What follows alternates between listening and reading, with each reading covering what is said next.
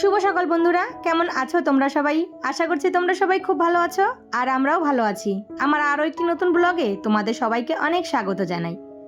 আজ হচ্ছে বৃহস্পতিবার আর এখন বাজে ঘড়ির কাঁটায় ওই সকাল 8:30 মতো। তবে চলো আজকের ব্লগটা এখান থেকেই শুরু করছি। আশা করি ব্লগটা তোমাদের ভালো লাগবে। আজকেও ঘুম থেকে উঠতে দেরি হয়ে গেছে। কয়েকদিন থেকে এই যে একটা বাজে অভ্যাস হয়ে গেছে দেরি করে ঘুম থেকে ওঠা, সেটা কিন্তু এই যে আজকেও দেখো বাড়িতে লোকজন নেই, ওই শুতে শুতে 10টা বেজেছে। তাড়াতাড়ি শুয়েছি, মানে প্রতিদিন বলতে আমরা যে প্রতিদিন যেই টাইমে ঘুমোতে যাই সেই টাইমে কিন্তু শুয়েছিলাম। আর এই যে দেখো সকালে একদমই ঘুম ভাঙতে ভাঙতে 8টা বেজে গেছে। তারপর উঠে এই যে কাজে লেগে পড়েছি। আবার যখন স্কুল খুলবে সেই কিন্তু আগের রুটিন আবার চালু হয়ে যাবে, মানে সেই হয় 5:30 কি 6টা, তার মধ্যে ঘুম থেকে উঠতেই হবে, না হলে যে সমস্ত কাজ করে সারতে পারবো না। তো এইদিকে ঘুম থেকে উঠে তো আর বসার সময় নেই, কেননা আমি বসে থাকলে তো আমার ঘড়ির কাঁটা তো আর বসে থাকবে না, সে তো তার মতন ঘুরতেই থাকবে। তো এদিকে চলে এসেছি, ঘর টরগুলো ঝাড় দিয়ে তারপর ব্রাশটা করে এই যে 2 গ্লাস জল, এটা হচ্ছে আমার নিত্যদিনের সাথী, মানে সকালবেলা ব্রাশ করে যদি জলটা না খাই মনে হয় যে সারাদিন কি যেন একটা খাইনি। তো চলো এখন চান করতে যাব।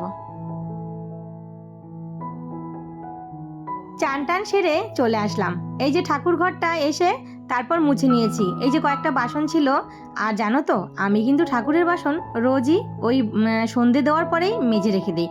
এটা কিন্তু আমার একটা অভ্যাস হয়ে গেছে। সকালবেলাটা তাড়াহুড়ো থাকে তো, তার জন্য বাসনগুলো যদি মেজে রেখে দিই আমার কিন্তু অনেকটাই মানে হেল্প হয়। তার জন্য আমি ভাবি যে না, বাসনগুলো মেজে রেখে দিই।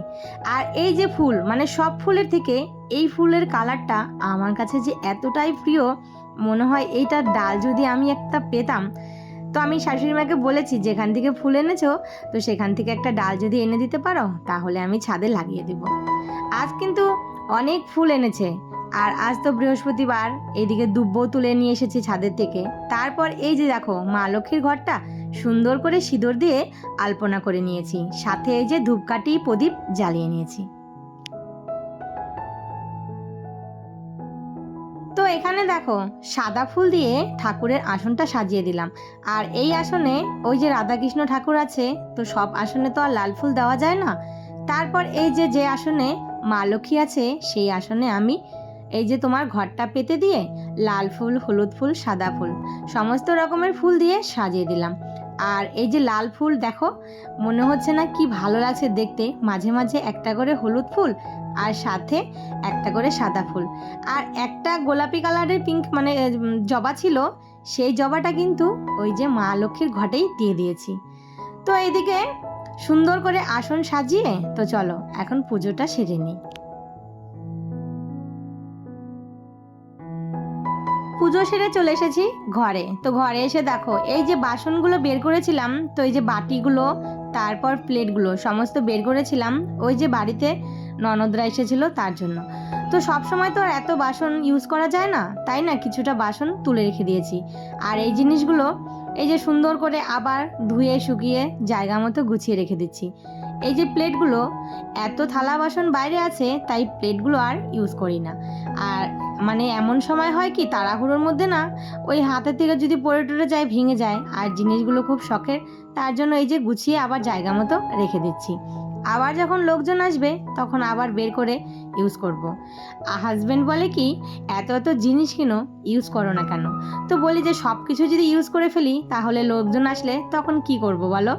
তার জন্য এই যে টুকিটাকি জিনিসগুলো যা কিনি শখের, মানে আমাদের মেয়েদের একটা জিনিস দেখবে কি, সেটা হচ্ছে যতই তুমি কোনো কিছু কিনতে যাও সবার আগে পছন্দ হবে রান্নাঘরের জিনিস, মানে এই যে কৌটো কাঠি এগুলো দেখলেই কিন্তু আমাদের মন ভরে যায়। তো যাই হোক, এদিকে ঘরে এসে বিছানাটাও তুলে নিলাম। ঘড়ির কাঁটায় বাজে এখন সকাল 11টা। তো এই যে সকালে খাবারটা তো খেতে হবে, কালকের না অনেকগুলো ভাত রয়ে গেছে, আর সেই ভাতটা আমি সকালে জল ঢেলে দিয়েছি। আর এত পরিমাণে রোদ উঠেছে এখন, কিন্তু একমাত্র এই জল ঢালা ভাত খেলে কিন্তু পেটটাও শান্তি থাকবে, মনটাও শান্তি। সাথে না একটু পেঁয়াজি করেছি আর আলু ভাজা আর কাঁচা লঙ্কা আর পেঁয়াজ দিয়ে জমিয়ে কিন্তু সকালে জল ঢালা ভাতটা খেয়ে নিয়েছি। তারপর খাওয়া দাওয়া সেরে দুপুরে রান্না বসিয়েছি। আজকে করব ডিম আর আলু দিয়ে সয়াবিনের তরকারি আর সাথে মাছের তেল। এইদিকে রান্না বসিয়েছি, এইদিকে ছোট ছেলে এসে বলছে, মা আমার হোমওয়ার্কটা একটু ধরে দিবে। তো সে দেখো এই যে খাতা নিয়ে চলে এসেছে, রিভাইজ দিয়েছে, তার মুখস্থ হয়েছে কিনা সেটাই আমাকে শোনানোর জন্য। ছুটি না, ছয়টি ঋতুর মধ্যে গ্রীষ্মকাল প্রথমে আসে। তো এদিকে আমি যখনই রান্না করতে বসি আর আমার ছোট ছেলে হোমওয়ার্ক নিয়ে বসে না, তখনই সে কিন্তু এই যে তার হোমওয়ার্ক নিয়ে আমার কাছে এসে বলবে, মা আমার হোমওয়ার্কটা হয়েছে কিনা একটু দেখে দিবে। তো এদিকে ওর হোমওয়ার্কটা একটু চেক করে দিলাম হয়েছে কিনা। আর এদিকে রান্নাও কিন্তু আমার প্রায় হয়ে এসেছে। এখন শুধু এই যে ডিম আর সয়াবিনের তরকারিটা হলেই ব্যাস রান্না কমপ্লিট। ভিডিওর এই পর্যায়ে এসে তোমাদেরকে একটা কথা বলছি, তোমরা যারা এই পর্যন্ত আমার ভিডিওটা দেখছো, তো ভিডিওটা যদি তোমাদের একটুও ভালো লেগে থাকে তাহলে প্লিজ একটা ছোট্ট কমেন্ট করে জানিও। আর আমার চ্যানেলটা সাবস্ক্রাইব করে আমার পাশে থেকো আর আমাকে একটু সাপোর্ট করো যাতে আমিও একটু এগিয়ে যেতে পারি।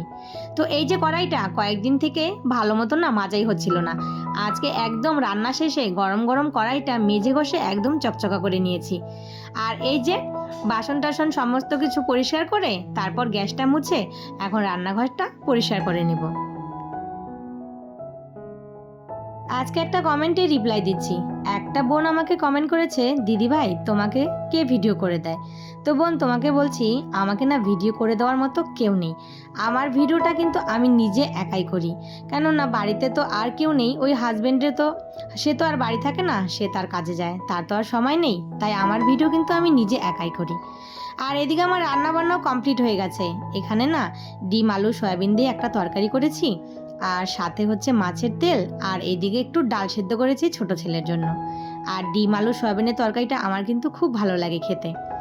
আর এই যে কয়েকটা লিচু আমার মা পাঠিয়ে দিয়েছে, সেটা হচ্ছে আমাদের বাড়িতে না গাছ আছে, তো পেরে রেখেছিল, তো সেটা একটু কালো কালো হয়ে গেছে। এই প্রচণ্ড গরমে সকাল থেকে সন্ধে পর্যন্ত একা হাতে সংসারের সমস্ত কাজগুলো গুছিয়ে এইভাবে কিন্তু আমি রোজ করি। আমার কিন্তু এই যে সংসারের কাজ করে দেওয়ার মতো কেউ নেই, সবটাই আমাকে একাই কিন্তু করতে হয়। তো যাই হোক, আমার মতো অনেকে আছে যারা নিজের সংসারের কাজ নিজে একাই করে।